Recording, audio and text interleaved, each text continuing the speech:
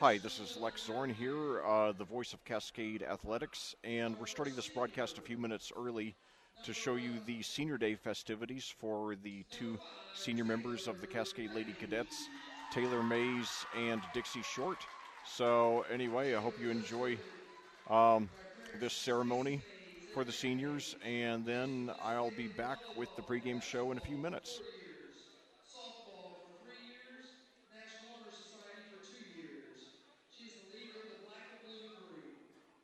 Her future plans are to attend Franklin College in the fall to pursue a degree in elementary education. Number 5, Taylor Mays.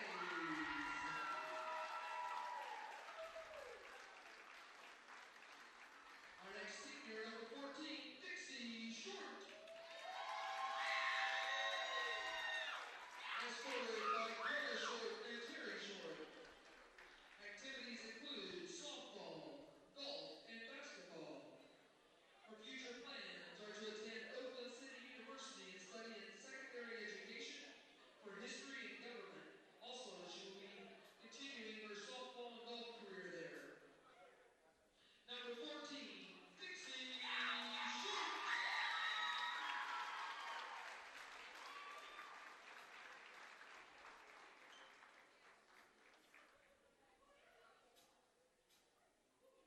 Another thank you, ladies, for all the effort and the time you put in over the 4 years. Also to your parents.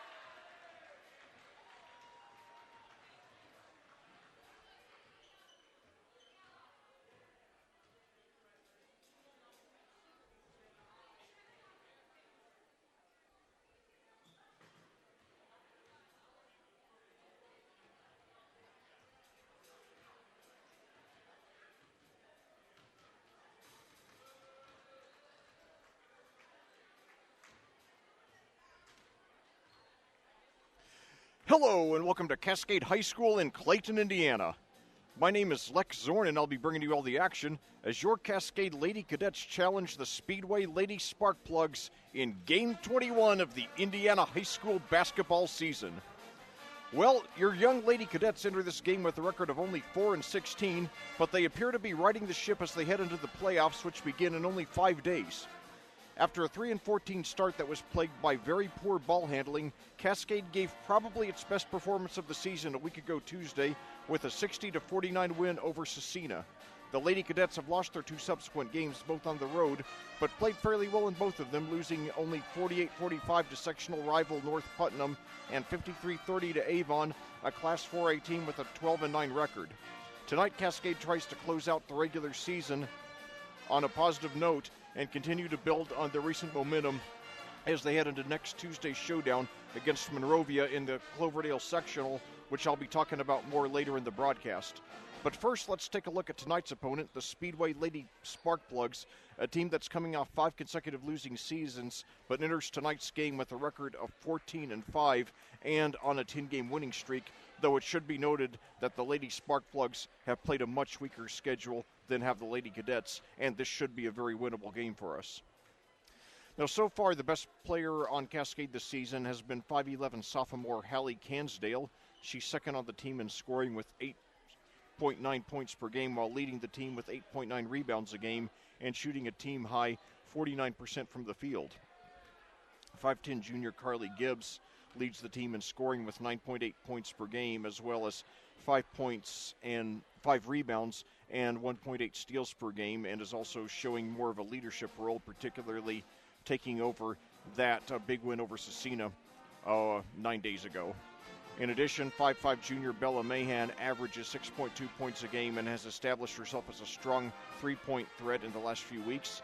6'5" sophomore Juliana Schmidt averages 4.2 points and 5.4 rebounds per game. However, Emma, Juliana, and Carly are all averaging over 4 turnovers a game, are all averaging over 4 turnovers per game apiece. Meanwhile, Speedway has a starting lineup that is unspectacular but very solid and balanced. They're led by 6-foot senior Carly Smith, who averages team highs of 10.3 points and 5.1 rebounds per game. In addition, 5'8" sophomore Maddie Barnes averages 10.1 points, 10.1 points, 3.8 assists, and 2.1 steals per game. 5'11" senior Hannah Lindsay averages 9 points, 4.9 rebounds, and 1.9 steals per game. 5'5" freshman Camille Perry averages 7.4 points and team highs of 4.3 assists and 2.4 steals per game. And 5'8" Gina Dal Carabo averages 4.8 points per game. Cascade's head coach is David Carpenter, who's 49 and 44 in his 4th season with the Lady Cadets. Speedway's head coach is Joe Smith, who's 23 and 18 in his 2nd season with the Lady Sparkplugs and 98 and 48 in his 6th season overall. He served as the head coach of Covenant Christian on the west side of Indianapolis from 2013 to 2017, winning 3 sectionals, 2 regionals, and 1 semi-state. Well, at this time, we'll take a short break for a few words from our sponsors, and then we'll be back with the opening tip-off. Cascade Speedway on Senior Day, coming at you live. Next. The Cascade High School Athletic Department simply would not be able to operate without the financial support of our business partners. We would like to recognize and thank them for their generosity.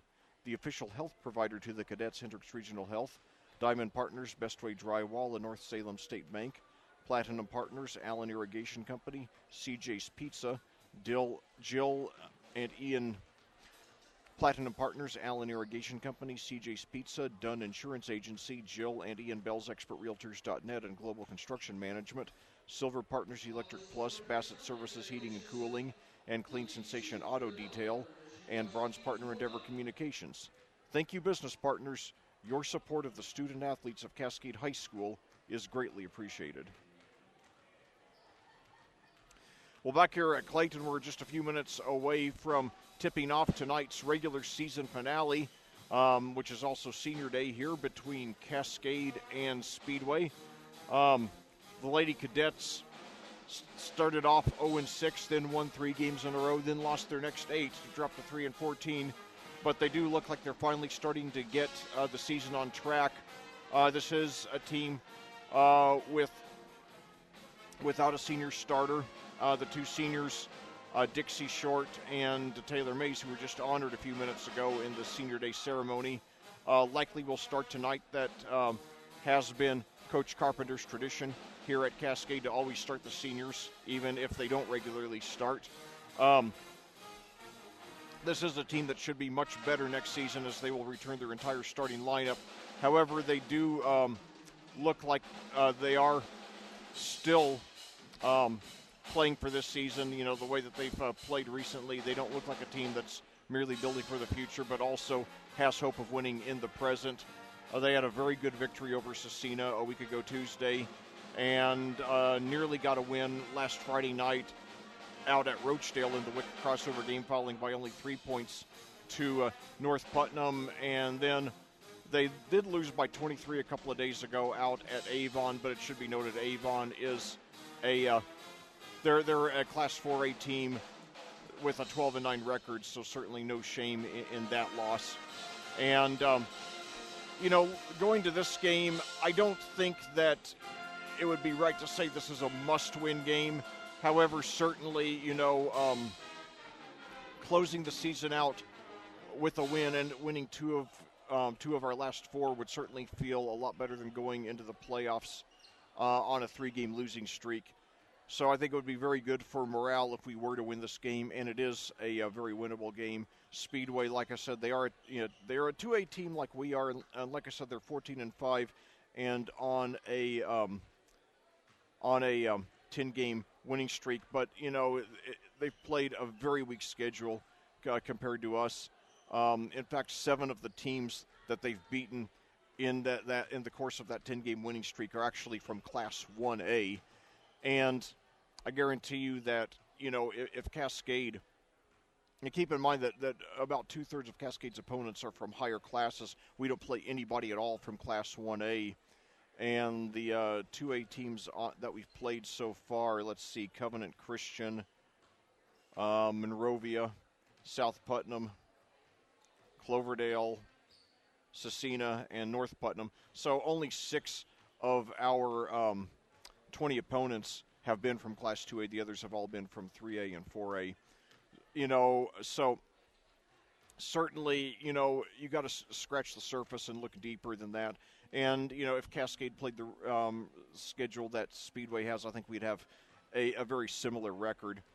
And in fact, John Harrell's Indiana High School basketball website predicts Speedway to win this game 48-47. So obviously, that page recognizes that this is, that these are two teams, despite their major difference in record, who are very evenly matched.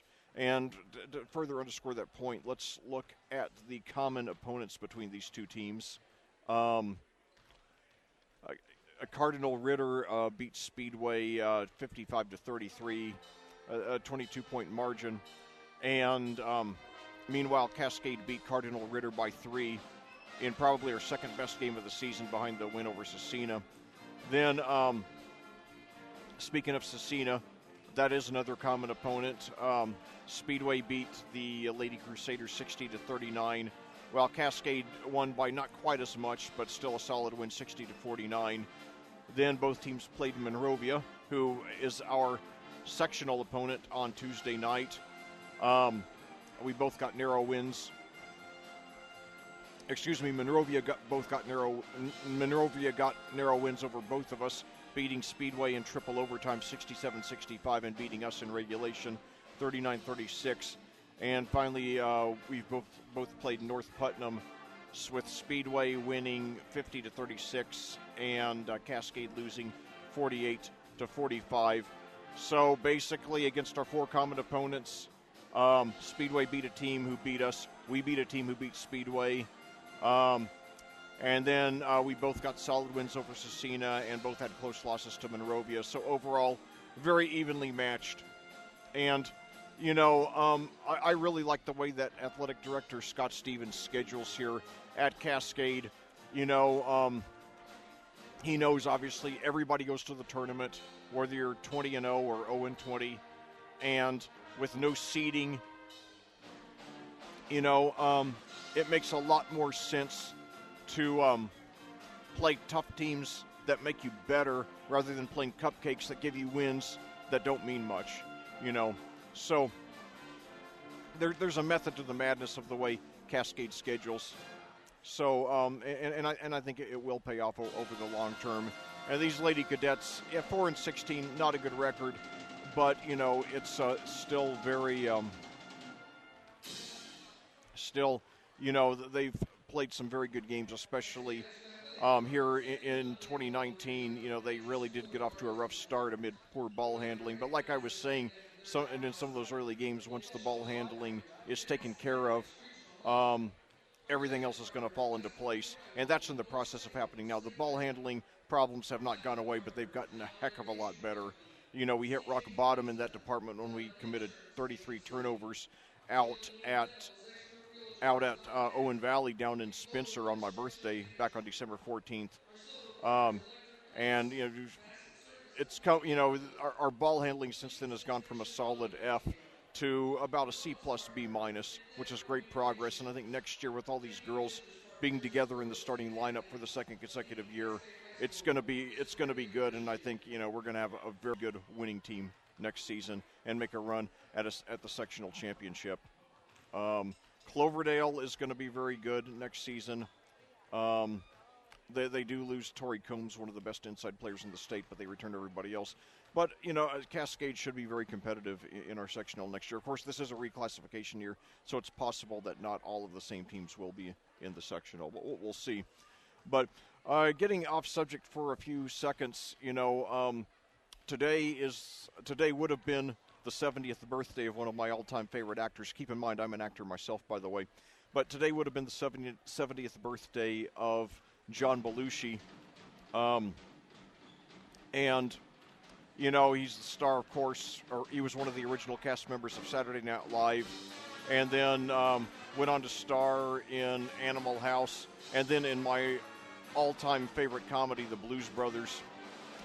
In fact, today, as a tribute to John, I actually posted on my Facebook page the fancy restaurant scene from The Blues Brothers, in which Jake and Elwood go to try to get their trumpet player, Alan Rubin, a.k.a. Mr. Fabulous, to rejoin the band. And, it turns out that Mr. Fabulous is now the top maitre d' at the Shea Paul. And that scene in which they go out there to the restaurant, it's one that I laugh, I never stop laughing at it no matter how many times I see it. Sometimes I even get tears in my eyes from laughing so hard. I'm not sure what my favorite part of the scene is, maybe the part in which Jake turns to the family next to him and asks the man how much to buy his wife and daughters. That is such a classic moment. And then the other scene that I laugh super hard at is when Jake and Elwood are beaten mercilessly by their nun, culminating with the nun chasing Jake out of the room while she's swatting him with a super long stick, and he finally ends up falling down the steps and breaking the desk that he was sitting in. So, what a classic movie. And despite all that, though, my sentimental pick for my favorite John Belushi performance is actually one of his lesser known. It's his next to last movie, Continental Divide, which was released in 1981, the year before his death. And anyway, for those of you who haven't seen it, it's a romantic comedy drama in which he stars opposite Blair Brown. And I never would have believed that a love story with John Belushi as the leading man would have worked, but this one does. And I heard that John actually wanted to transition into straight dramas, and he has some very funny moments in that movie, but he also has some very serious moments, and I believe that had he lived, that movie would have been viewed as a transitional role for him. And the last scene, it's one of those scenes sort of like with Anthony Perkins in Psycho 4: The Beginning, and with Brandon Lee in The Crow, or Spencer Tracy in Guess Who's Coming to Dinner. It's a classic example of a scene that would be of an ending that would be very emotional by itself, but is even more so because the lead actor, or one of the lead actors in the scene, died shortly afterward. So anyway, once again, that's Continental Divide. It's my sentimental choice for John Belushi's best performance. But anyway, I wonder if the pep band here knows that today is John Belushi's 70th birthday, because early in the pregame they were playing that song. I don't know what the name of it is, but it's played in the Blues Brothers twice. First, when Jake and Elwood are driving through the mall, running from the police, and then the other time when they're starting their gig at the Palace Hotel Ballroom, when the band without Jake and Elwood has just played Minnie the Moocher, and then when Jake and Elwood arrive, then they play that instrumental song to no applause at all by the audience, like to total dead silence, but then they go and play Everybody Needs Somebody to Love and win the audience over. So anyway, obviously I'm obsessed with the movie and quote it in my daily vocabulary along with The Shining. But anyway, 1980 was such a great year for movies. My favorite comedy of all time, The Blues Brothers, and my favorite horror movie of all time, The Shining. So, my favorite comedy, my favorite horror movie of all time. And although I should say that these days, I consider The Shining to be almost a comedy. Because I mean, when I first saw it 37 years ago, 38 years ago at the age of 10, it traumatized me a lot. I couldn't go to bed right after watching it because I was so freaked out, especially from the two little girls in the hallway and the blood coming out of the elevators. But now I see the movie as a dark comedy, and I laugh a lot at it. But anyway, and it was funny, my daughter asked me to see it when she was 10, and I happened to be 10 the first time I saw it, so I thought, what the heck, she saw it. I saw it when I was 10, so, fine, I'll let her see it when she's 10.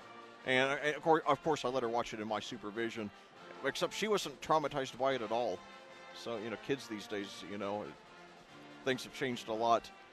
And it was when she watched it for the first time that she knew what I was talking about, that she knows what I mean every time I speak in my best attempt at a British accent and threaten to correct my kids when they're misbehaving.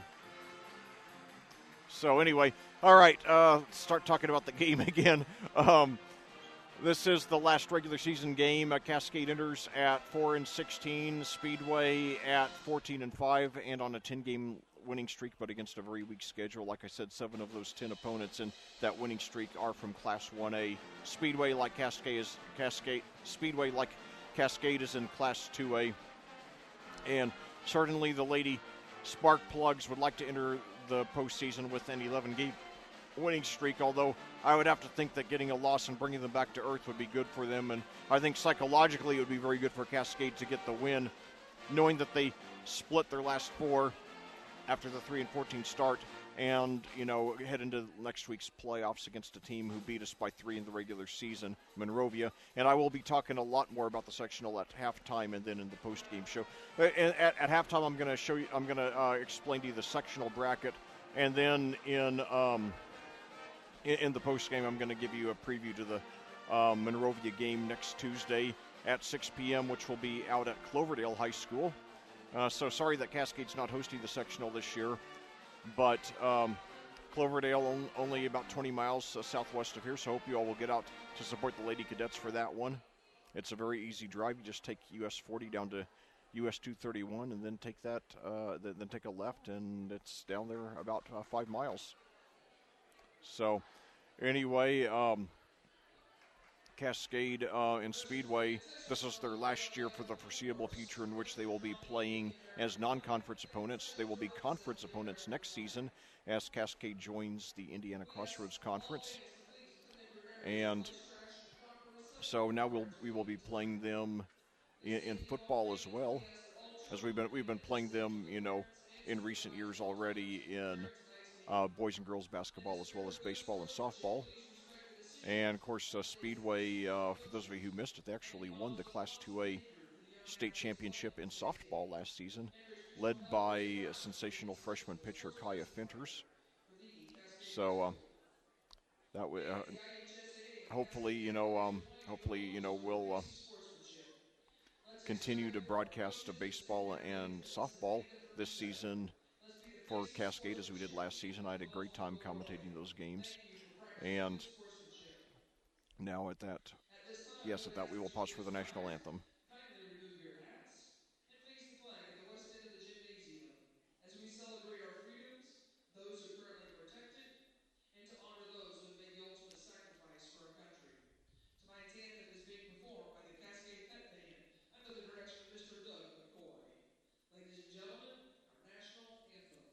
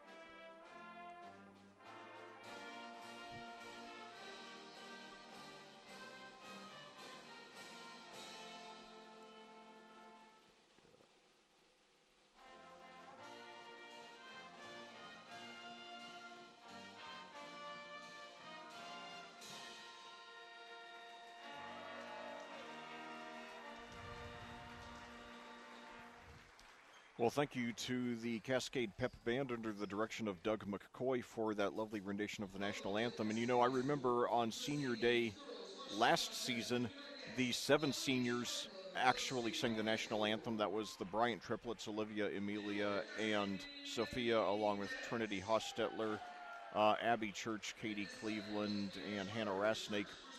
And, but, maybe Dixie and Taylor. Maybe singing isn't their strong suit. It certainly isn't mine. I remember one time I was, I'm in a movie called In the Right Time, a short film. You can watch it on YouTube. It's on this channel of Next Friday Films. That's In the Right Time on Next Friday Films. But anyway, there's a birthday party scene, and there are only 4 characters in the scene, the birthday person and then the 3 actors. And I was supposed to sing, so I intentionally sang super softly because I'm not a good singer. So, anyway, but certainly, and yes, Dixie Short, the senior, does get the start tonight as Coach Carpenter sticks to his, and Taylor May's getting the start too. So the 2 seniors, even though they're not regular starters, they are starting tonight. That is a tradition that Coach Carpenter has, as do many coaches. I mean, even Dean Smith had that tradition, always starting the seniors on Senior Day. So now the Lady Sparkplugs out on the court. The Lady Cadets in huddle, taking some final instructions from Coach Carpenter, hoping to close out the regular season with a win, as well as give the 2 seniors, Dixie Short and Taylor Mays, a send-off win. So now jumping, we have Hallie Cansdale for Cascade and Carly Smith versus Carly Smith for Speedway. The sophomore for Cascade, the senior for Speedway. And Cascade controls the tip. Carly Gibbs gets it, pitches over to Emma Parsons. Now over to Dixie Short, now over to Carly Gibbs. Over to Parsons, now over to Carly, fakes the 3. Now over to Short, fakes the 3, back to Carly. Nearly stolen, but she maintains control. Now drive to the basket, pitches out to Carly now. 7:36 to go. Carly drives to the basket, and she draws the foul.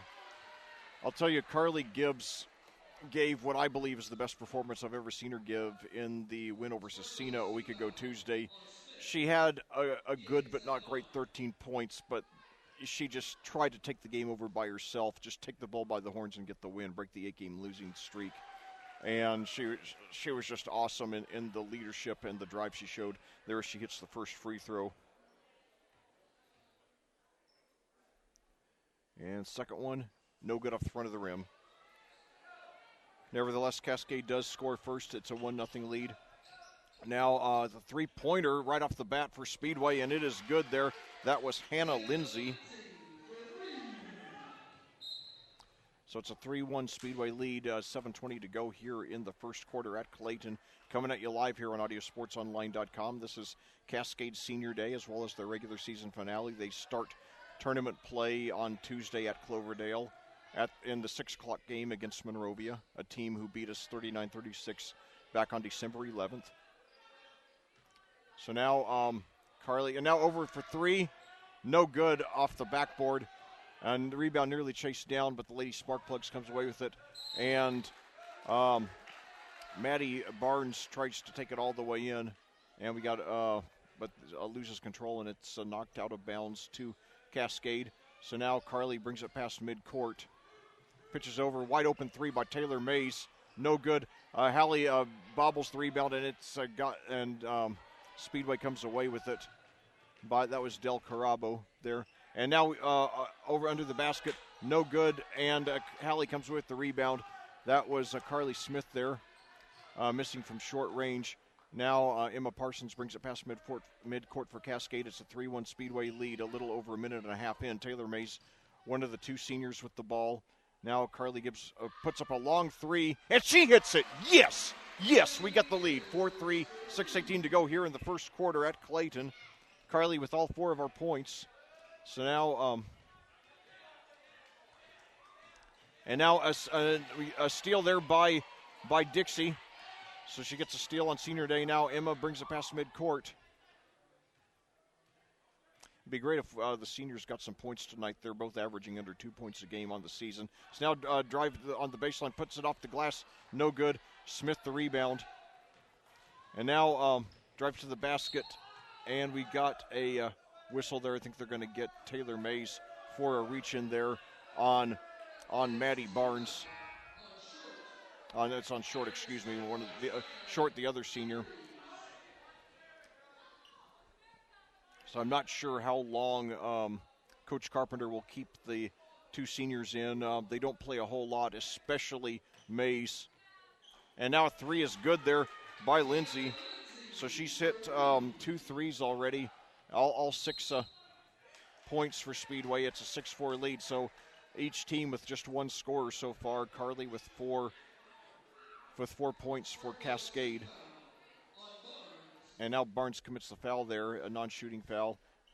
The second on Speedway, 5:37 to go here in the quarter. And now very aggressive defense, and Carly collides, hits the ground hard but gets up, does not appear to be hurt.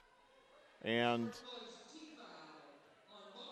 so now Barnes 2 fouls just a few seconds apart. She has 2. That's the third for Speedway. So at this rate, Cascade could be in the bonus about midway through this first quarter here. And now a long 3, no good off the rim there. So Lindsay with the ball, already hit a couple of 3s. And now Camille Perry there.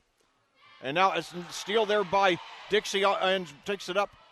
And she misses the layup. She does have 2 steals already in this game, however. And now off the rim, off the glass, Dal Carabo puts it up. That's her first points. First points from Speedway from anyone other than Lindsay. And it's an 8-4 lead. Now a 3-pointer, no good there by Emma Parsons. And now a nice spin move, turnaround jumper is good there by Perry. So suddenly it's a 7-0 lead there. And now there's a whistle there.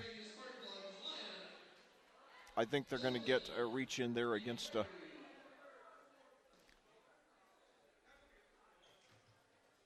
now a steal there, and Perry puts it up off the glass and hits it after a few bounces. So Cascade's starting to get a and now another near steal there, but Dixie Short saves it, and she tries to get a timeout. She does. No, they called a jump ball. I thought she called the timeout, but it's a jump ball. Possession arrow favors Speedway. 4:19 to go here in the first quarter at Clayton. Speedway leading Cascade 12-4 on a 9-0 run. Cascade looks like they are just unprepared for this blitzing defense. That's something we've got to get in order because we start the playoffs in only 5 days.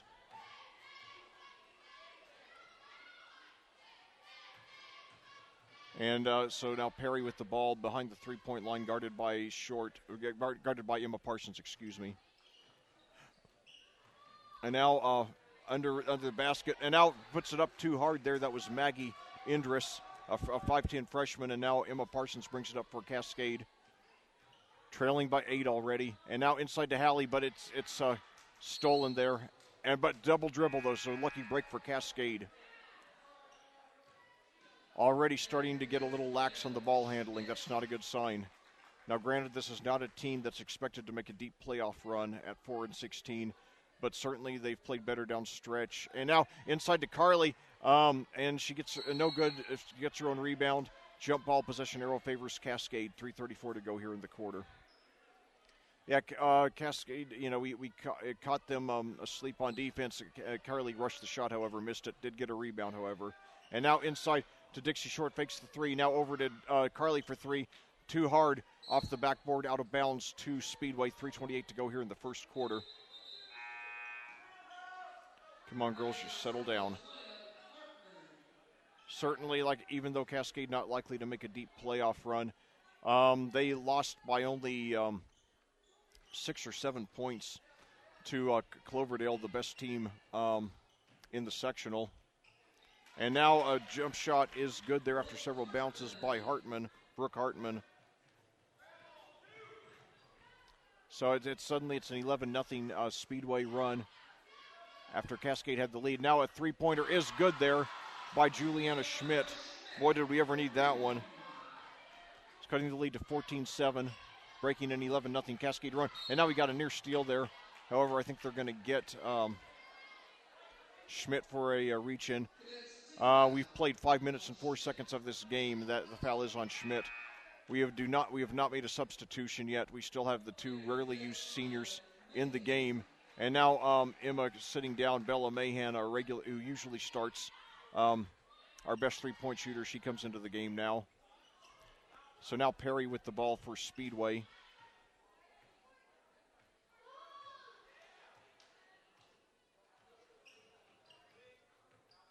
And now a three-pointer in and out.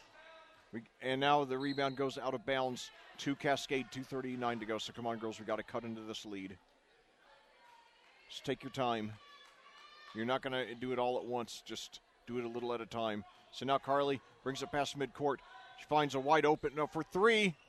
No good, however, uncontested rebound by Bella. She puts it up and in. Baseline jumper from about 12 feet. Gets her first points of the game. So we now at 5 points in a row have cut the lead to 5. We've cut the lead in half. And now a sloppy pass goes over the head of Perry, out of bounds to Cascade. So we, with 2:15 to go in the first quarter, we have the ball trailing by 5.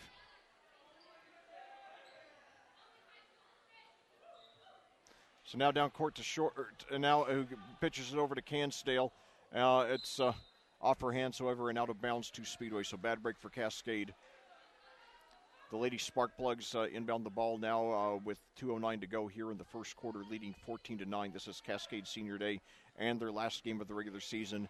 Speedway wraps up the regular season on Saturday afternoon against Beech Grove. So now jumper just inside the free throw lane is good, and she's fouled. That was Brooke Hartman. She's a 5'10 sophomore. She has 4 now with a chance to make it 5. It should be noted that Cascade and now finally Dixie Short sitting down for the first time. It should be noted, both seniors started tonight, and neither of them normally play a lot, especially not Taylor Mays. Free throw in and out. So it's a 16-9 lead for Speedway. Emma Parsons now over to Bella for 3. No good. And now Speedway got the rebound. Lindsay got the rebound, but she stepped on the line, so it is Cascade's ball. So a couple of lucky breaks here in the early going for Cascade. And now, however, now Perry at the other end. And now set 3 there and no good. And however, Indris gets the rebound and she's fouled. So she will be going to the free throw line. It's going to be on Carly Gibbs, her first team 4th. Indris on the free throw line, 1:31 to go here in the first quarter. Speedway 16, Cascade 9. No good. Off the back of the rim, then off the front of the rim. Cascade's got to take advantage of these breaks here. It's important that we don't go into the tournament with a bad performance. So no good. She missed them both. And Bella got the rebound, gives it up to Emma. Well, Perry playing very tough defense. Now over to Gibbs, now over to Schmidt. Hit a 3 earlier. Now over to Bella for 3. No good. And now a collision there going for the rebound. It's going to be against Cascade. 1:17 to go here in the first quarter. Speedway 16, Cascade 9. That one's going to be on Schmidt, her second, team 5th. Speedway on a 10-game winning streak. 7 of the wins coming against Class 1A teams. The Lady Sparkplugs have already clinched their first winning season in 6 years. That was the last year that they won the sectional. And now the ball goes out of bounds to Cascade. 1:01 to go. So Speedway, they've been good shooting from outside, but they've really struggled. You know, they missed a lot of short-range shots tonight and appear to be just trying to force them up. That's helped Cascade stay within relative striking distance. So now, Bella for three. No good. Hallie the rebound. And now pitches out to Bella for three again. No good. And Emma the rebound this time. Inside to Carly, puts it up off the glass. No good. So Cascade misses three shots that trip down court. They were all good shots, however. So, and now Hartman misses from short range. Bella brings it down for Cascade. 28 seconds to go in the quarter. Now over to Carly. Takes it in herself, puts it in underhanded. No good. So Cascade really struggling on the shooting tonight. They're taking good shots. They're just not falling. The thing is, we got to keep taking good shots. And now, I'm very sorry to say, it looks like Brooke Hartman is in a lot of pain here, a lot of discomfort, and she is walking off the court now. Looks like she doesn't want to put a lot of weight on her right foot there. Hopefully it is nothing serious. She's now being attended to off the court. You never want to get a win because somebody on the other team gets injured, but at the same time, sometimes, the breaks go your way, and when you do, you just got to capitalize on them. You're sorry when your opponent gets injured, but at the same time, you don't owe your opponent an apology. You don't owe your opponent mercy for it either. So now a three-pointer there by Indris, no good. Carly the rebound, gives it up to Emma, brings it past midcourt, 6 seconds to go. Now over cross court over to Hallie, puts it up, no good, and that's it. So a disappointing first quarter for Cascade, but they're still within relative striking distance. Your score, Speedway 16, Cascade 9. We'll be back with the second quarter after these words from our sponsors on audiosportsonline.com. The Cascade High School Athletic Department simply would not be able to operate without the financial support of our business partners. We would like to recognize and thank them for their generosity. The official health provider to the cadets, Hendricks Regional Health, Diamond Partners, Bestway Drywall, the North Salem State Bank, Platinum Partners, Allen Irrigation Company, CJ's Pizza, Dunn Insurance Agency, Jill and Ian Bell's Expert Realtors.net and Global Construction Management, Silver Partners Electric Plus, Bassett Services Heating and Cooling, and Clean Sensation Auto Detail, and Bronze Partner Endeavor Communications. Thank you, business partners. Your support of the student athletes of Cascade High School is greatly appreciated. Well, back here at Clayton, we're about to start the second quarter here on Senior Day, the day in which Dixie Short and Taylor Mays play their last ever game here at Cascade. So far, doesn't look like they're not on pace to get the send-off win, although certainly Cascade's still in the game, trailing 16-9. It was a sloppy first quarter in which Speedway got off to an early blitz of three-point field goals. However, Cascade did start to settle down, but still had trouble getting their shots to fall, trying to change that here in the second quarter. Emma Parsons with the ball now over to Taylor Mays, the senior who's barely played all season, started tonight and has played the majority of the game so far. There a pass stolen there, and however, knocked out of bounds by Taylor to Speedway. Cascade's ball handling, which has gotten progressively better over the last 4 to 6 weeks, taking a little bit of a step backwards there in the first quarter there as Hannah Lindsay hits a three-pointer for the third time tonight, pushing the lead back up to 10, the highest it's been. And Lindsay with a game-high 9.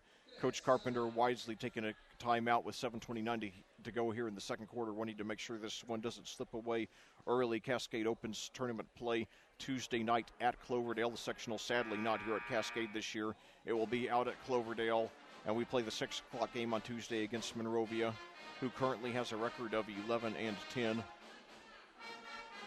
The Lady Bulldogs beat us 39-36 back on December the 11th.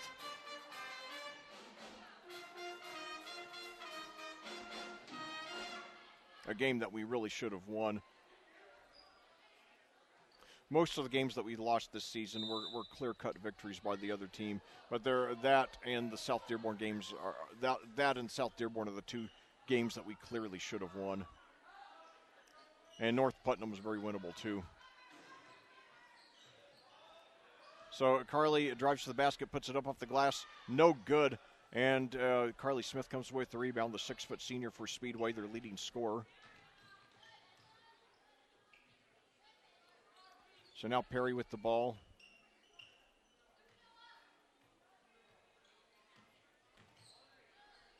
Now over to Rachel Gregory there. Now drives to the basket.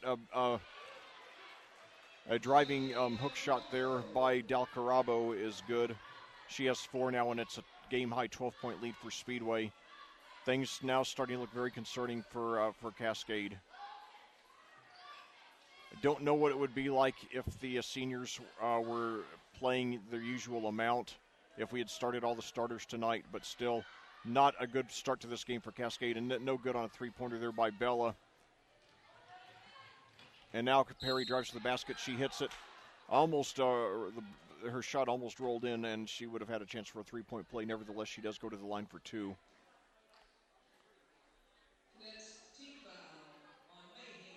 That's on Mahan, her first, team 6th. So Perry's first free throw. No good after a couple of bounces. So Schmidt now coming in for Mays. The senior sitting down after getting probably the most playing time she's ever gotten in her career here on senior day. So no good. So we got to take advantage of this now. So now both Hallie and Carly were all over the rebound, and Hallie conceded it there. So now Schmidt with the ball, cross court to Carly. Over to Emma, back to Carly. Cross court to Juliana for 3. It's blocked, no call. And now she's still down, and Perry comes up. Her shot is no good. However, Dal Carabo puts it in. She has 6 now. And now it's a 14-point, and now we've got a foul here. Speedway being very aggressive on defense, and what's disappointing to me about this game is that Cascade just looked unprepared for this defense. Speedway with a 14-point lead already. Not even a quarter and a half into this game.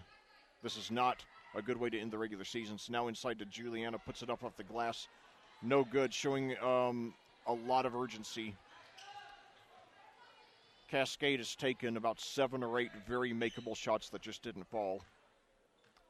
I don't, for the most part, criticize. And now Lindsay for another 3, this time an air ball, however, just grazed the net. Hallie, the rebound, gives it up to Bella, who brings it past midcourt. And now Emma fakes a 3, drives to the basket, and she draws the foul, and she hits it. Boy, did we ever need that one. Emma's first points of the game. And now Dixie Short coming in for Bella Mahan. Emma becoming the 4th Lady Cadet to score tonight. She hits the free throw as well. So 23-12 your score. We got to get something going here. That was a start. We got to build on it. It would be a little bit of a stretch to call this a must-win, but certainly it's a game in which I would feel a heck of a lot better going into the tournament if we won. And now blown coverage there as Smith lays it in for her first points in this game. Those are her. She's the team's leading scorer, but that was her first score nevertheless, and the lead goes back up to 13. And now drive to the basket by Juliana, knocked out of bounds to Cascade. 4:41 to go here in the second quarter. Speedway 25, Cascade 12.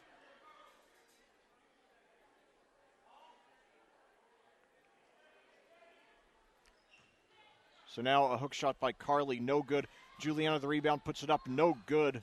And fight over the rebound. Jump ball possession arrow favors Cascade with 4:35 to go here in the second quarter.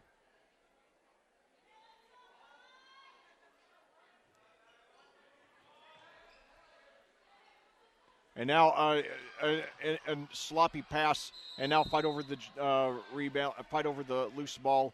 Jump ball, this time possession arrow favors Speedway.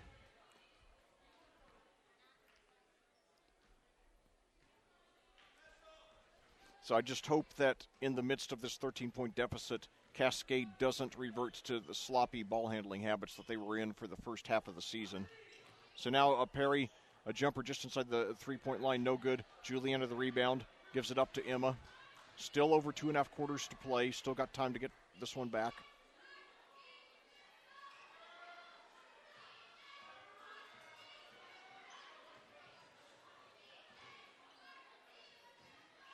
And now near steal, but Juliana maintains control. Now gets it over to Carly.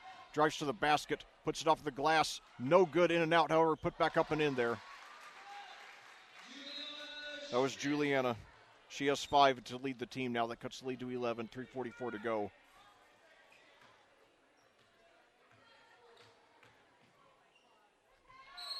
And now at the other end, now at travel. We got to capitalize on these breaks.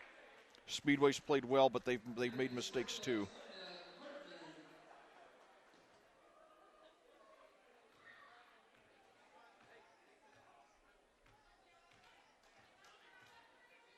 So now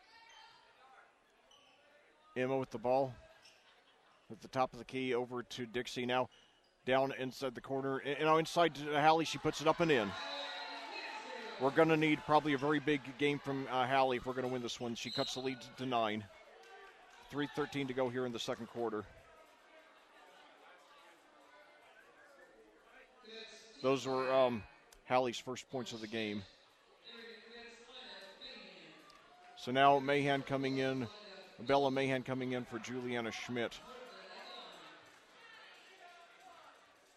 Brooke Hartman now at the free throw line, having returned from that apparent foot or ankle injury. She does hit this one.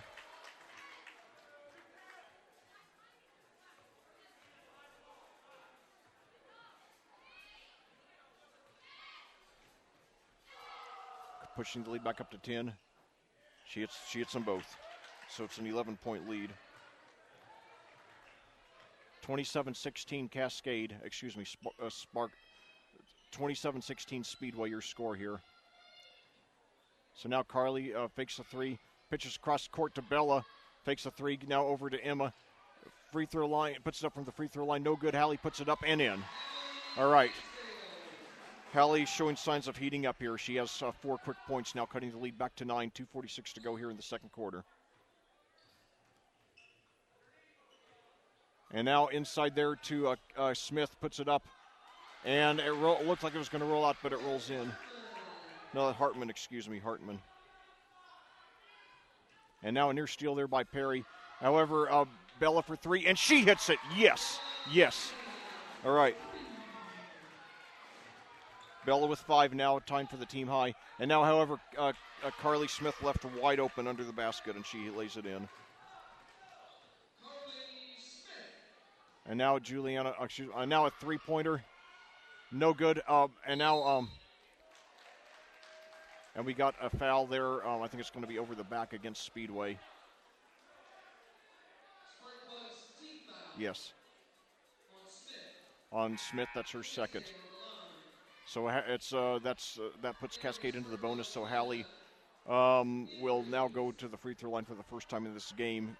We trail by 10, 2:05 to go here in the second quarter. Come on, Hallie. We really need these points. She hit it. Good job. Swished it. So now she has 5, tying Juliana and Bella for the team lead.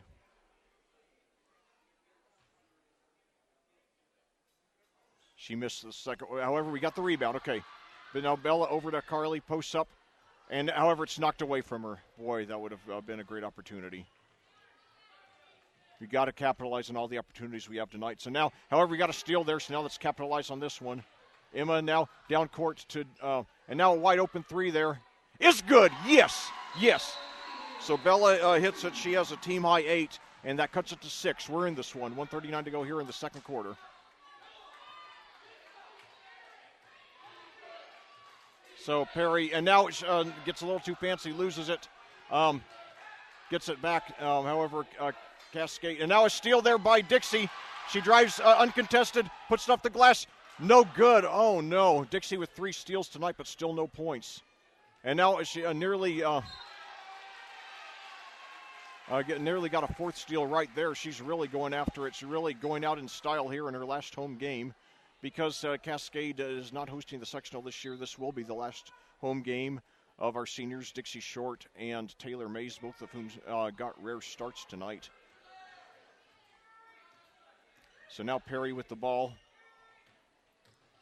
And now short jump shot, air ball. And now Hallie gets the rebound. Good. Gives it up to Emma. Under a minute to go now in the quarter, in the half. Cascade by 6. Now Bella for 3. She hit it! Yes! Cutting the lead to 3. Yes! Yes. Bella with the 11 now. 9 of them on threes. We're back in this game. We've trailed by as many as 13. Now it's down to 3. We took a lot of good shots early. They just didn't fall. Now we're finally starting to get in the swing of things here. So now Perry takes it up, but she puts it in.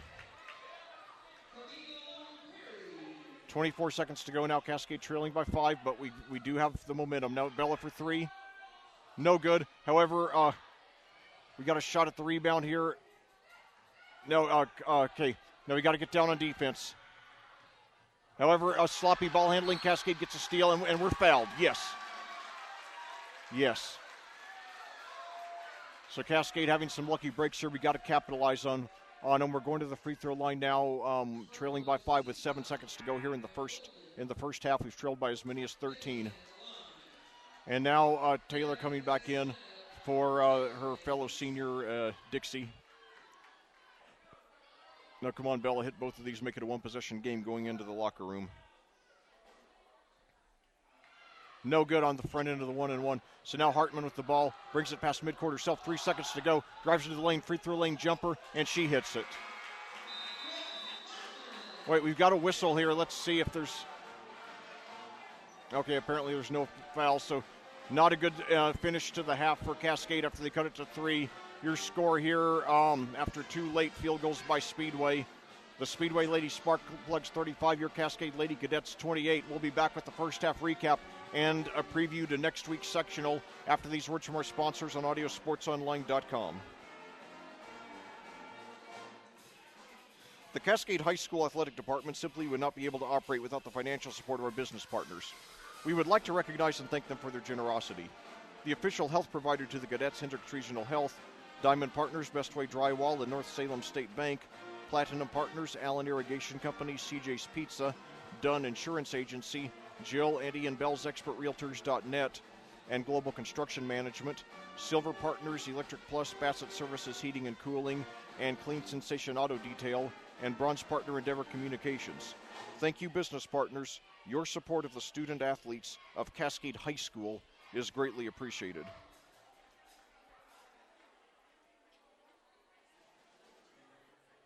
Well, back here at Clayton, we're at halftime here in this regular season finale. It's the Cascade Senior Day with your Cascade Lady Cadets trailing the Speedway Lady Spark Plugs by a score of 35-28. It's a game in which Speedway started off with a blitzing defense for which Cascade seems to be unprepared, as well as a barrage of three-pointers. The Lady Spark Plugs had a double-digit lead for much of the half by as many as 13 points. However, Cascade did, after taking some good shots that didn't fall in the first quarter and 2 or 3 minutes, finally start to catch some luck on offense. Bella Mahan came alive with three successful three-pointers in the last few minutes of the half, while Hallie Cansdale finally started to convert some of her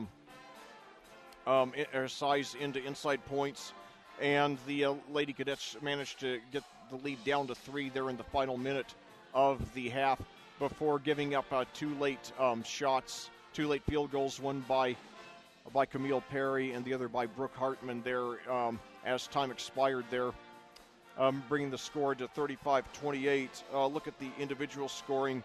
First of all, for Cascade, Bella Mahan leads the way with 11 points, 9 of them coming on threes, followed by Juliana Schmidt with 5, Hallie Cansdale with 4, Carly Gibbs with 4, and Emma Parsons with 3. So the even though the 2 seniors started for Cascade tonight, the only 5 scorers so far for Cascade are the usual starters. Meanwhile, for Speedway, a very balanced attack, which is what we've seen from the Lady Spark Plugs this season. Hannah Lindsay leads the way with 9, all of them on 3-pointers. And in addition, Gianni Dalcarabo has 6. Brooke Hartman has 6. Camille Perry has 6. Carly Smith has 4. And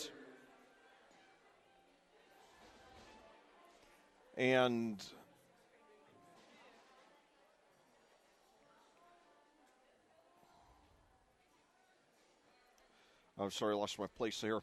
So anyway, once again, we got Lindsay with 6, and then Dalcarabo, Perry, and Hartman Lindsay with 9, Dalcarabo, Perry, and Hartman with 6 apiece, and then Carly Smith with 4. So anyway, this is a game in which Cascade, if Cascade was having even an average shooting night, we would be ahead now. The problem is we took so many good shots, like 7 or 8 shots that were just in and out, that are just missed by a centimeter, and we had a little bit of a ball handling breakdown a few times in the half, but for the most part, it was the Lady Cadets played fairly well, and they just, I'd say their ball handling is probably B- or C+, which is about what it's been for the last month after, being very bad early in the season. And I think that another thing to consider is that, not only did the 2 seniors,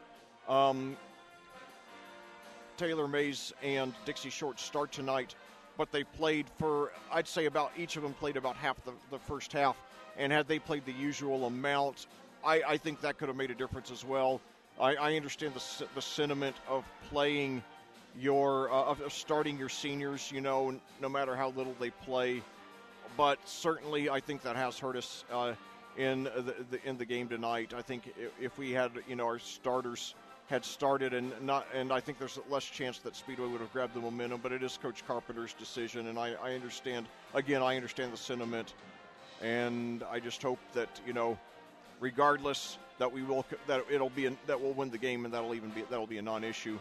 But certainly if Cascade hits their shots the way they did, if they hit their shots in the second half the way they did in the last 4 or 5 minutes of the first half, if they play at least a B game with ball handling, and don't get intimidated by this blitzing defense of Speedway, for which Cascade seemed unprepared in the first few minutes, I think we got a good shot to come back and win this game. Certainly, it would be great to give Taylor and Dixie a send-off win. But besides that, we start the playoffs in 5 days, and we started off the season with a 6-game losing streak. Then after we won the next 3, then we had an 8-game losing streak. I don't want to go into the playoffs with a 3-game winning streak. If we lose today, we will be going into the playoffs with a 3-game winning streak. But if we win, then we'll go in having started off 3-14 in the regular season, but then having finished the regular season 2-2, which is certainly the sign of a team turning a corner. And certainly the win against Cecina, while not a spectacular win, was a very, very good, high-quality win. And, a win against Speedway would be a good win as well. And despite the record differential, these are 2 teams that match up about evenly. Speedway has played a super easy schedule by Cascade standards. The Lady Cadets have played no 1A teams all season, whereas, 7 of the teams the Lady Cadets have played no 1A teams all season, while 7 of the teams that the Lady Sparkplugs have beaten on their current 10-game winning streak are Class 1A teams. So, you just have to look at the big picture. And so it's not a situation in which these two teams have played the same teams, and Speedway has won 10 games more than Cascade. I think Cascade would probably have a record similar to Speedway's if they played the same schedule. And like I said in the pregame show, Cascade and Speedway have fared almost identically against their 4 common opponents overall. One thing I started to say earlier, but I got sidetracked. I was talking about John Belushi, and I speculated that maybe the pep band knows it's his 70th birthday because, they were playing that song from the Blues Brothers that's played twice in the movie. That instrumental song, like I said, it's played when they drive through the mall, and when Cab Calloway's introducing the Blues Brothers at their gig at the Palace Hotel Ballroom. But also, the pep band played Soul Man during the pregame segment. A Soul Man, another song, of course, originally a Sam and Dave song, but obviously a hit single for the Blues Brothers as well, and their cover of it. And, of course, in the movie The Blues Brothers, in the scene in which they're stopped by that police officer for supposedly failing to stop at a red light, they're listening to the best of Sam and Dave. And I think it's an 8-track they're listening to. You see the side of it in the movie, and you hear "Soothe Me," and then while the cop is checking his SCMOD system, checking Elwood's license plate on the SCMOD system of the car, then "Hold On, I'm Coming" starts. So, all right, back to action here. Cascade trying to overcome Cascade tried to overcome a 7-point deficit here in the second half and close the regular season with a win, and give Dixie Short and Taylor Mays a Senior Day win.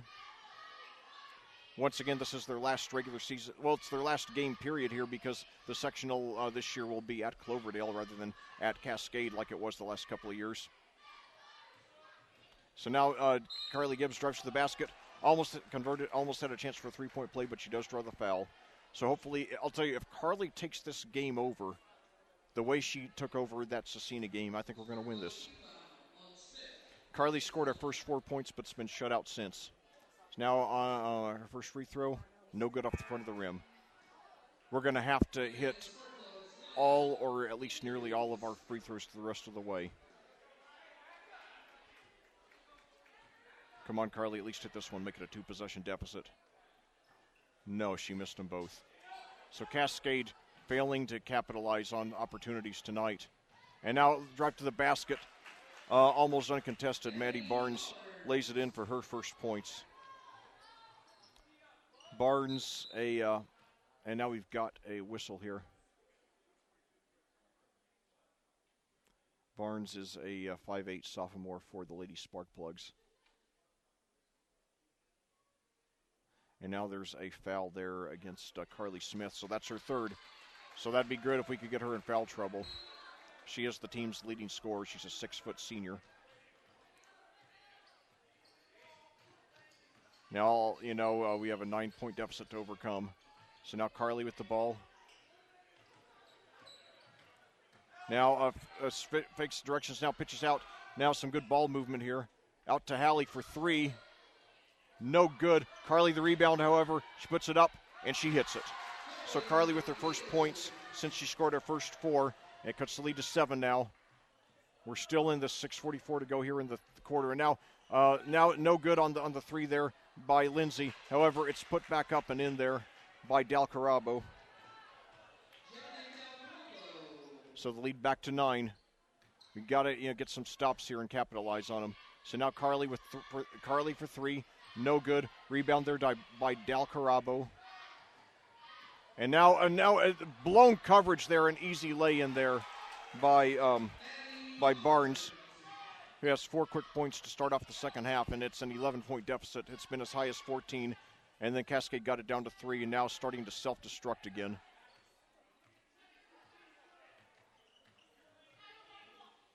You got to get something going here. This is not the way we want. And now inside to Carly, and she puts it up quickly and draws the foul.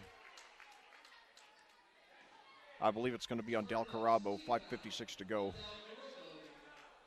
So that's 2 fouls in the first 2:04 against Speedway here in the second half. Carly missed both free throws the first time. She's got to hit both of these. She's got to hit both of these. Come on, Carly, you can do it. In and out. So 0 for 3 to start the second half on the free throw line for Cascade. Second one is good. Carly with 7 and cutting the lead to 10. 5:54 to go in the third quarter now. Come on, girls.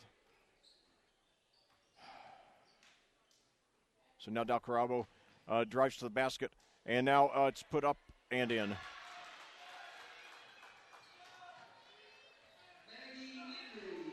That's Indris with her first points now. 7 Lady Sparkplugs have scored. Dixie Short now, the senior, over to Hallie. Now over to Emma. Drives now over to Carly in the corner. Drives to the lane, and and she's fouled.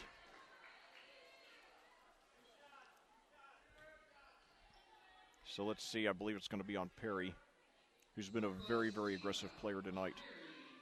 That's her second. So Carly going to the line for 2 again. She misses it. 1 for 4. As good a player as Carly has been, down the stretch, especially in that Cecina win, she's got to do better than this from the line.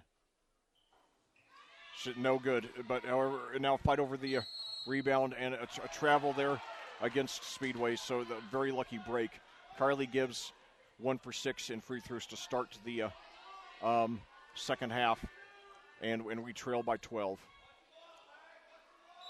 Speedway outscoring us, and now inside to Hallie, puts it up, but it didn't look very good, but it went, and that's good enough for me now. So now Hallie with 6, and now I thought that was a charge. I think they're going to call Hallie for a block. I'd like to see a replay on that one. And if you listen to me regularly, you know I do not criticize officiating very much. But now Perry going to the line. Fortunately, that's only Hallie's first because she's one player we cannot afford to lose in this game.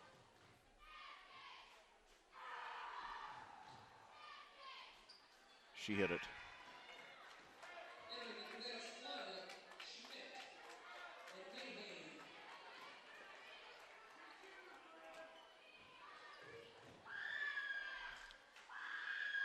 Come on. She missed the second one, and Hallie the rebound, and she falls. Hopefully she was fouled. Let's see. Yes, she was fouled. On Indris. That's her first, team fourth. 5 minutes to go in the third. Cascade trailing by 11. So now Schmidt now coming off a pick there by Carly, who now gives it to Carly, drives to the basket, baseline jumper, air ball. Dalcarabo tries to save it into the arms of Juliana, puts it up, no good, and rebound there by Indris. Gives it up to Lindsay, down court to Perry, puts it up off the glass, and she hits it. And it's a 13-point lead, the game tying the high. So now after Cascade got it down to 3, Speedway's got it back to 13. A little over in a quarter and a half to save this game. So Carly now over to Juliana, and now over to Carly, and now puts it up off the glass, and she hits it. Carly with 9 now. And now at the other end, no good by Speedway. However, it put back up and in there by Barnes. She has 6 points all in this half, and Cascade takes a much-needed timeout, trailing again by 13. 4:01 to go in the third quarter. Speedway 48, Cascade 35. Very, very disappointing start to the third quarter for Cascade. They're not out of it, but they've got to get something going. They have to play with a lot of urgency. They've got to get back on defense. No missed assignments. At this point, we're going to have to hit our free throws. Carly 1 for 6 on free throws here in the third quarter, and she simply has to do better than that. I'm not singling her out because the team in general has struggled from the line this season.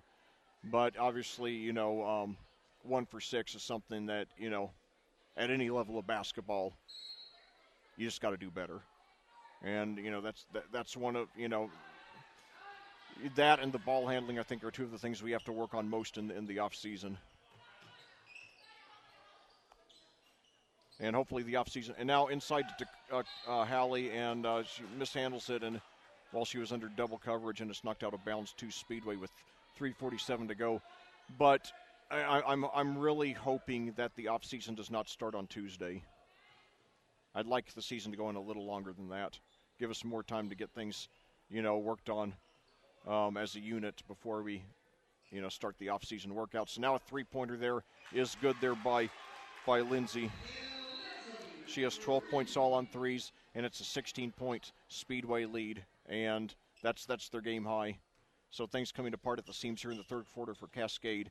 Now Juliana drives the baseline. Double team pitches out to Emma. Now over to Bella, who's not scored here in the third quarter. Three-pointer by Emma, no good. Rebound there by Juliana, puts it up, she's fouled. So Juliana will be going to the line.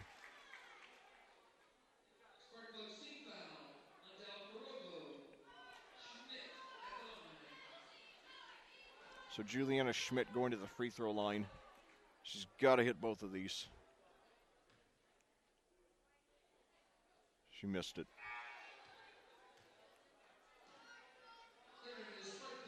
This is not good.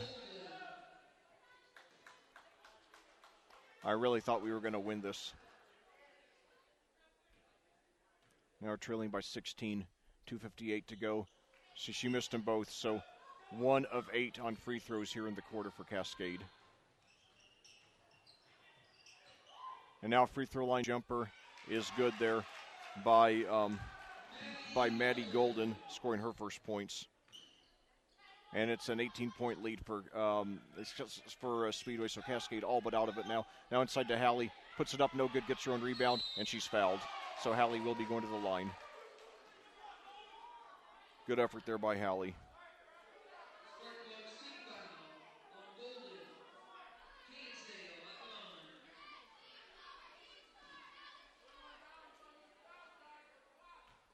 Come on, Hallie, hit them both. She hits it.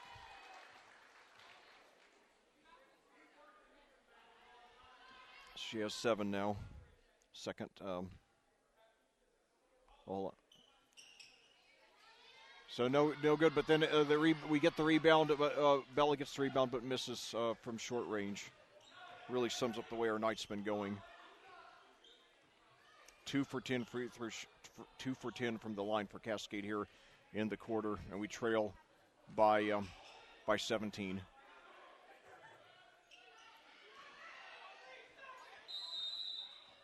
And now we got a whistle here. And it's going to be against so there's a turnover there by Speedway. We just got to take advantage. It might be too late now, trailing by 17 with 2:10 to go here in the third quarter.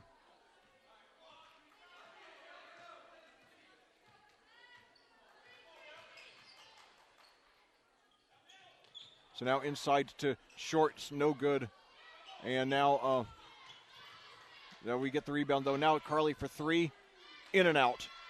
And now while Dixie was trying to save it, she got hit in the face, but there was no call. I think it was incidental contact, but nevertheless, she looked like she got hit pretty hard there.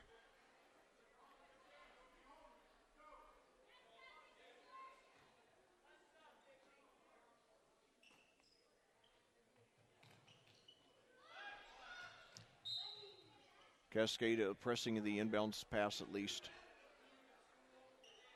They're making the effort, but less than 10 minutes to go now to turn around this game as we trail by 17.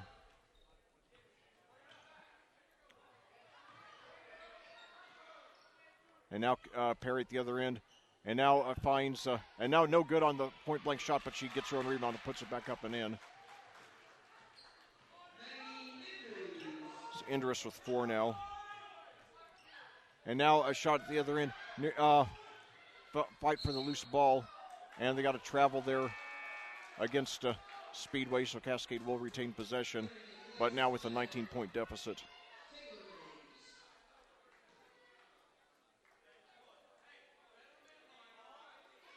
So now Dixie fakes the 3, comes off a pick by Emma. Now over to Carly, drives the basket, pitches out, 3-pointer, air ball, right into the arms of Perry, brings it up now for Speedway.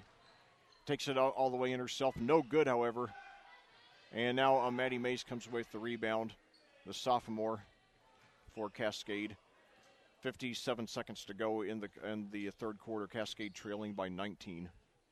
Very, very disappointing game for Cascade, especially to close out the regular season, especially following their best stretch of the season here in the last couple of weeks. Cascade has won the last 4 games in this series by at least 19 points. And now no good and now we got a jump ball. Possession arrow favors Speedway with 29.8 seconds to go here in the third quarter.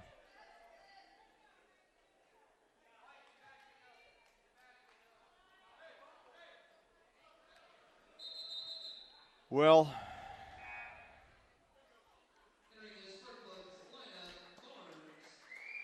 so now Barnes coming in for Indris. So now Perry brings it up for Speedway. Perry, only a freshman at 5'5", showing a lot of promise. Great speed, great defensive effort. Speedway might be holding for the last shot here. So Golden with the ball, showing good ball handling skills for her size.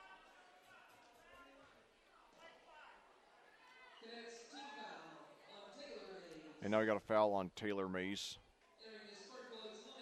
who looks like we'll end up with a disappointing, to say the least, last high school game.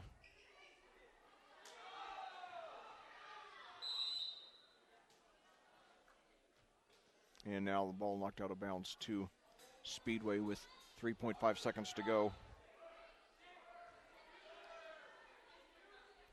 Inside, Perry fakes a 3, drives, and now gives it to Katie Smith, who puts it in at the buzzer. And so that's the last 2 quarters. Cascade has given up a shot at the buzzer, and that really sums up the way this night is going. So we go to the last regular season quarter of the season here at Cascade. With your score, Speedway 57, Cascade 36. We'll be back after these words from our sponsors on audiosportsonline.com. The Cascade High School Athletic Department simply would not be able to operate without the financial support of our business partners. We would like to recognize and thank them for their generosity.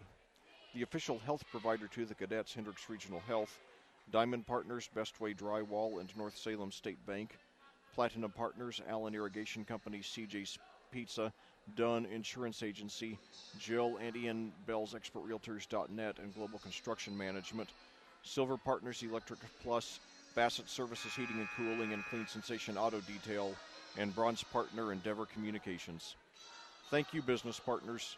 Your support of the student athletes of Cascade High School is greatly appreciated. Well, back here at Clayton, we're about to start the fourth quarter of this regular season finale, this senior day game, with your Cascade Lady Cadets trailing the Speedway Lady Sparkplugs by a score of 57-36. Cascade actually had it down to a 3-point deficit late in the second quarter, but gave up the last 4 points of the quarter, and then had a collapse there in the third quarter, including going 2 for 10 at the free throw line.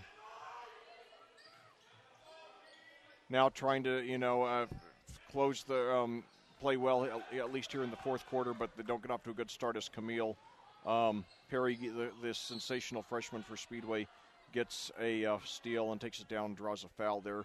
7:38 to go.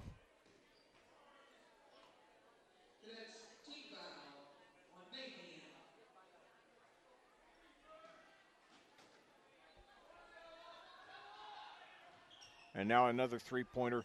This one no good. Hallie does get the rebound. She has rebounded pretty well tonight. So now at the other end, Bella fakes a three, drives to the basket, puts it up off the glass. She hits it, and she's fouled. That's good play. Bella with 13 to match her uniform number. And she is our leading scorer in this game.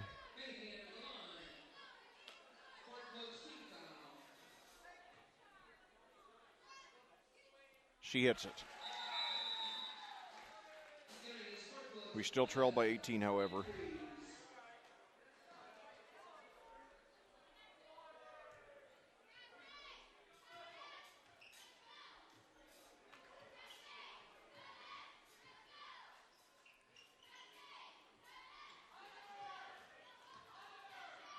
So now point blank shot no good, and we've got a collision there. It's going to be a foul against Speedway.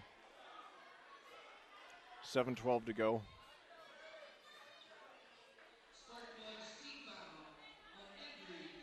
That's on Indris. That's her second. So Maddie Mays will go to the free throw line now. A chance to get our first reserve points of this game.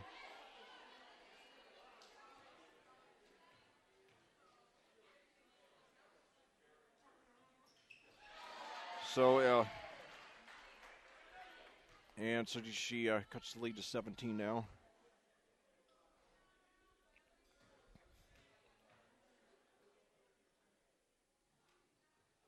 She hit them both. So suddenly 5 quick points by Cascade, trailing by 16 now with a little over 7 minutes to go. Probably too little too late to get back in it, but at least we're showing some fight heading into the playoffs in just 5 days. And now, no good there. And now we got to get this rebound. And now, yeah, we got a steal there. Maddie Mays, the sophomore, came in with the steal, gives it up to Juliana. Now down to Bella. Now inside to Hallie, puts it up off the glass. No good, however, the rebound. And we got a foul there on the rebound as Juliana was trying to put it back in. So suddenly Cascade starting to capture some momentum here with 6:44 to go in the game, trailing by 16.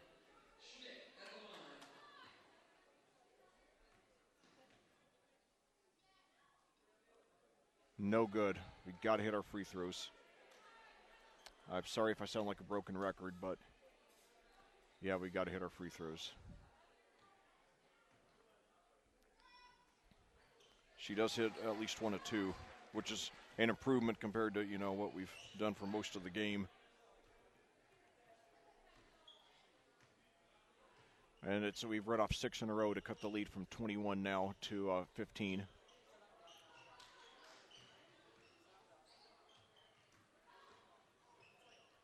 And now a bad pass in Cascade's ball. So Speedway may be getting a little complacent with the lead. Cascade's got to capitalize.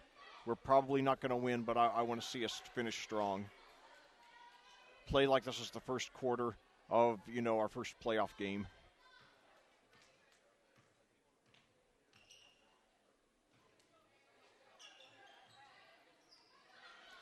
And now just a bad pass. Looks like Maddie was confused there. So now, and there goes our momentum there as Barnes lays it in, and as a foul, has a chance for a three-point play. Barnes has 8 points all here in the second half, and the foul on Maddie Mays.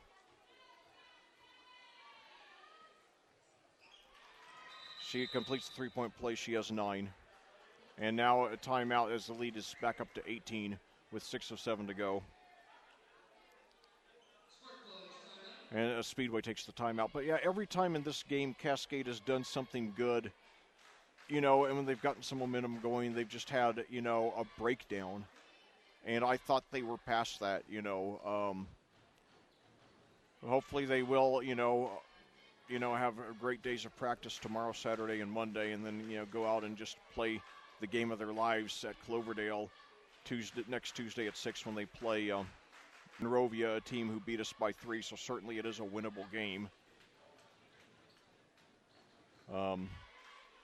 But also, I also want to remind you, I've neglected to talk about the boys cadets team. They will be back in action here tomorrow night at 7:30. It will be brought to you here on audiosportsonline.com. I'll be commentating as usual. They'll be playing the Northview Knights in the WIC crossover game, so hope you all will get out here for that one as well. It looks like we've got a good shot to win that one. And I'll tell you a little bit more about that in the post-game show. But nevertheless, never forget, that these are our Lady Cadets. We love them in victory. We love them in defeat. They've improved a lot this season. They've had something of a setback tonight, but, And now a three-pointer there by Taylor Mays, no good. And I really think that her and Dixie, playing so much tonight reduced our chance to win this game.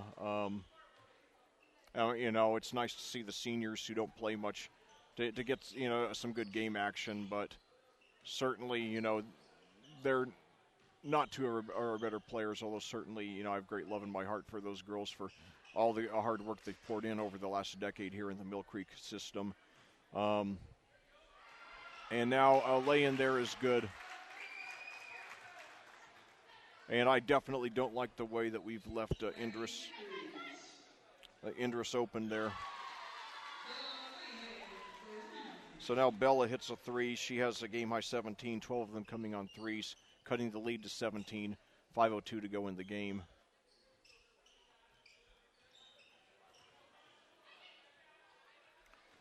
And now we got to travel there by Dal Carabo.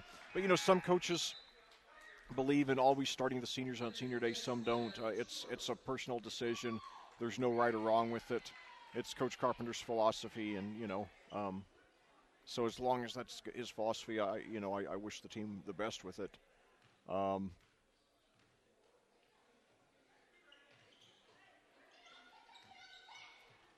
Now Bella for another three. I think that one was partially blocked. And rebounded by Dal Carabo, gives it up to Perry. Under 5 minutes to go in the game. And now Dal Carabo trips. I'm not sure if they're saying she was fouled or not. Yes. It's going to be on Dixie Short, the senior, with 3 fouls tonight. And she hasn't scored, but she has at least 3 steals. So now Perry with the ball, takes it into the lane, gives it over to Dal Carabo, and she's fouled by Hallie going for the shot with 4:27 to go and a 17-point Speedway lead.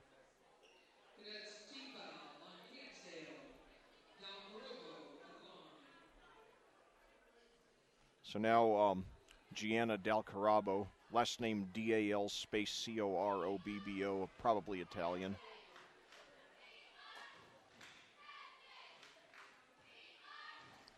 First free throw, no good off the back of the rim.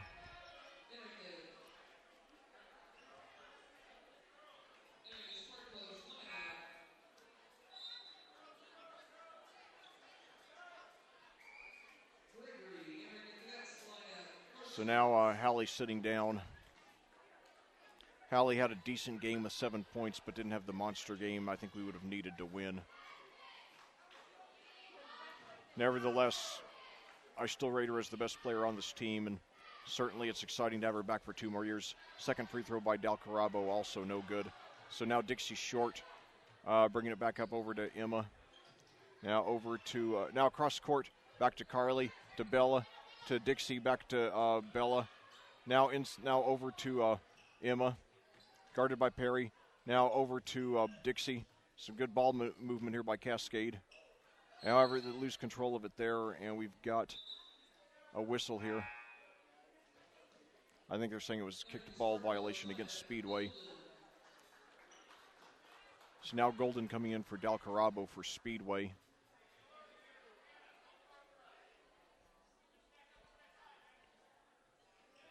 So now inside to Dixie. Now cross court to, and now three-pointer by Taylor Mays, no good, however, right into the arms of Carly, who puts it in. Carly with 11 now.